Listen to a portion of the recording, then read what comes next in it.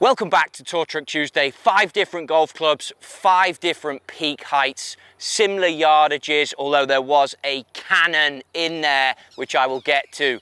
This is TrottieGolf. Be sure to subscribe, be sure to follow if you like what you're seeing. We have the Open Championship literally imminent and coming up. A golf course I happen to know well, have played it a lot. These golf clubs might not be seen there, although they might be by certain players who have certain characteristics.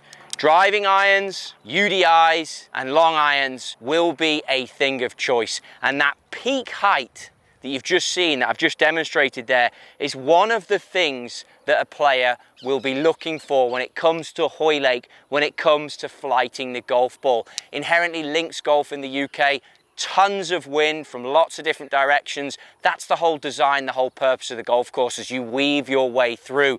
But getting the golf ball on the ground and having the peak height that I got out of the 770 and the UDI that is in the 70s is important, because it gives a player confidence when that ball's coming flat. But what happens if you're someone who struggles to get the ball in the air in the first place? You can't strike it, you can't interact with the turf.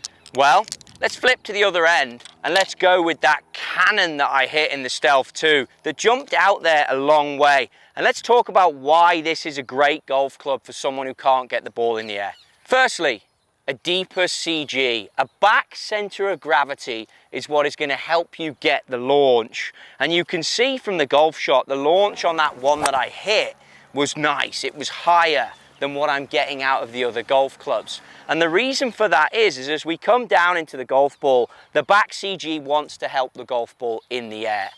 But where does this sometimes hinder the player? A back CG, while it's great for getting the ball in the air, it's also good, and listen up you slicers, for anyone who tends to slice the ball out of there, because the back CG will allow the toe of the golf club to pass more, and it will help with more of a drawing ball flight. So these hybrid clubs, the rescue clubs, are actually quite easy to turn over, or easier to turn over than that longer iron that has that smaller profile. So there's the first thing for amateurs out there who are perhaps playing in the States, a bit more lush. You get situations like this one, for example, where the ball comes into the rough like this, it'll sit down a bit. Now you can notice as I place that club head behind the golf ball, you can see that it creates a path for the club to move through. So if I just hit one for you here and show you what I mean, the sole design of the Stealth 2 Rescue, it allows the club just to cut through that rough. And look there is no issue whatsoever when it comes to strike. That ball flight is difficult to obtain if I have the long iron. And the reason is purely because of the sole design. There you go, that one sat down, not great. I'm not sure I'd be going for this with a 773 iron. That came out great, but it had to be on the money. And you can see the turf interaction is a little bit different there. The peak height wasn't as high, and it did come out good. A little bit of a fade, so you can tell that subconsciously I hit down and across that to try and get the ball in the air. I helped it in the air. But again, the peak height wasn't where the peak height gets to with the Rescue.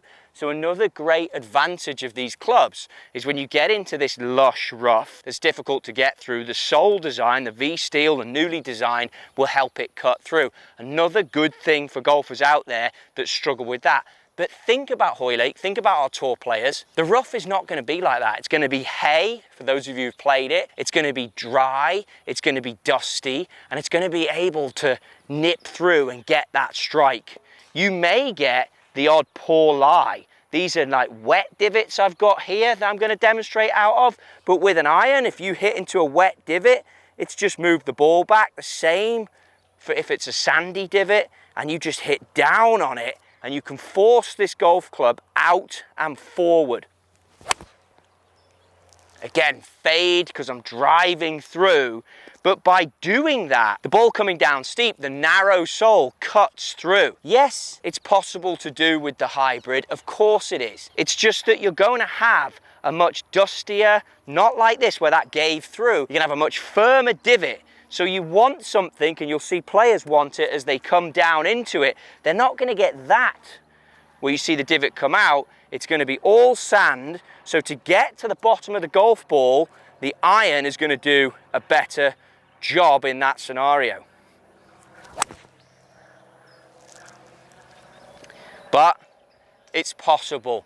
But another call out, it's such a key part for your golf bag that as you look at it, you need to think about, do I want the lower spinning that those numbers at the start gave me, iron that can be controlled, again you'll see it at Hoylake, out of the breeze, or do I want the higher, softer flighted hybrid that's going up there at over 100 feet apex, which means it's landing steeper, which means it's stopping quicker. Now as we get into these two, into the DHY and the UDI, obviously I've got a 770 because I love to carry on the set. That's a preference for me. And I think that the speed foam air in there gives it the pace off the blade. But this DHY, this is actually a good combo of the two. You can see the CG, the weight in the sole for swing weight is a little bit further back. That allows you to turn it over a bit easier. It's confidence inducing because of the large top line. But for some players, me included, I struggled a few times hitting this to find the center point that I was looking for. I struggled to find the strike. It feels longer, feel versus real, but it does feel longer. It is longer in the golf shaft. It has a completely different look to it as I look down on it. You can bend the lie, you can bend the loft. So your launch and spin, you can dial that in to find the numbers you want. If you're getting a fitting, I've got everything on normalized because we're into a slight breeze. Not great, by the way, for testing this because I want to cover everything. I'm trying to hit it as neutral as I can, but I want to get on top of it.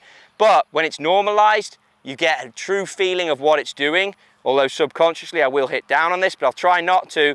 But with a club like this, just inside left heel, try and play it like your 3 or your 4 iron would be. You don't have to put the ball much further forward, but if you struggle with fairway woods or you struggle, this is a good area to go. Graphite shaft is lighter, shaft is longer. Why would you take the extra mass of a steel golf shaft? Probably not going to help you out.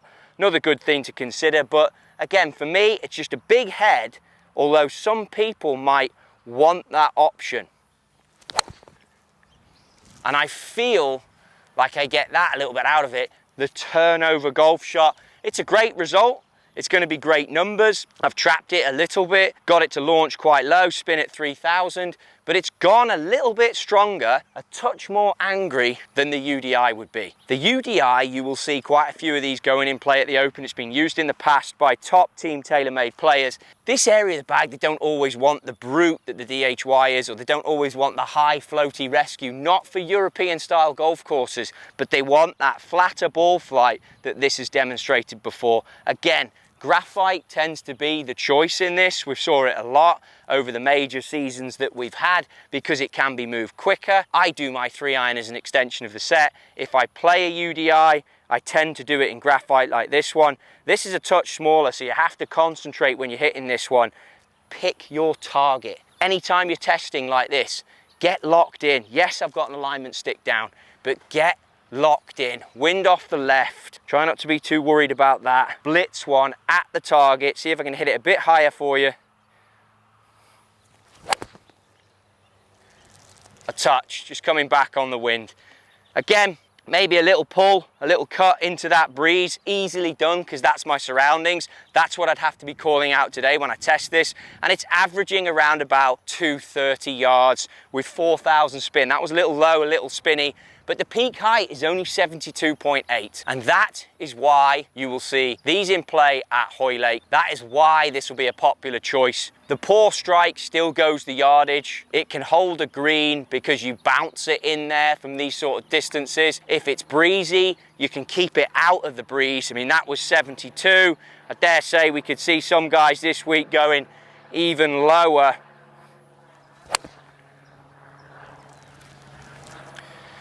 Just under the breeze like that. Just crept and ran up. Again, peak height, what we're looking for, down to 65, and you could squeeze it even more, but still 230 on the total, just holding that flight. If you tend to punch the rescue, then you're gonna get a little bit more draw, and it might be harder to keep down. But there are benefits to that sole, especially when it comes to getting out of this, or even out the sand, another area. But again, think, Hoylake won't have nice shallow lips like this.